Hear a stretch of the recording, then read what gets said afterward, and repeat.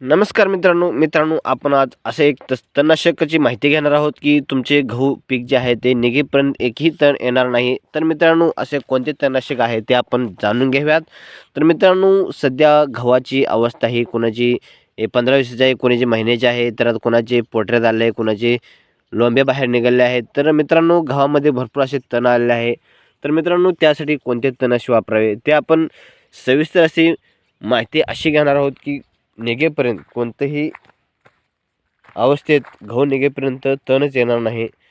तर मित्रांनो सध्या गव्हामध्येही तणाचे प्रमाण हे भरपूर वाढलेलं आहे. तर ते पाहता मित्रांनो या गव्हामध्ये एकही तण नाही आहे.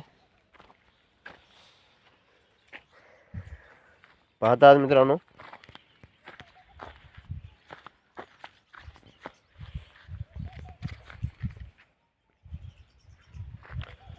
आता हा गहू जो आहे तो पोटऱ्याच्या अवस्थेत आलेला आहे मित्रांनो.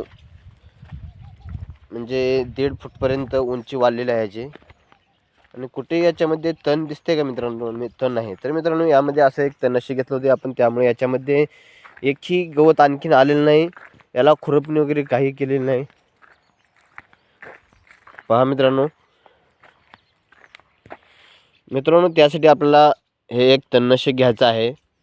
संदेश या नावाचं एक गव्हाचं तणनाशक आहे मित्रांनो. या तणनाशकामुळे गव्हामध्ये निघेपर्यंत एकही तण येणार नाही. मित्रांनो आपण गव्हामध्ये नत्राचं प्रमाण म्हणजेच युरियाचं प्रमाण हे जास्त दिल्यामुळे गवत हे भरपूर प्रमाणात येतं आणि बी मेलेलं जरी असलं तणाचं तरी ते उगवतं आणि भरपूर असं गव्हाचे उंच असं तण जे आहे ते जातं. तर मित्रांनो हे जर आपण तणनाशक फवारणी केलात तर आपल्या पिकामध्ये म्हणजे गव्हामध्ये एकही तण येणार नाही. मित्रांनो संदेश या तणनाशकामध्ये भरपूर अशा प्रमाणात योग्य असे मात्रा असे घटक आहेत, त्यामुळे गव्हामध्ये कोणतेही तण येणार नाही.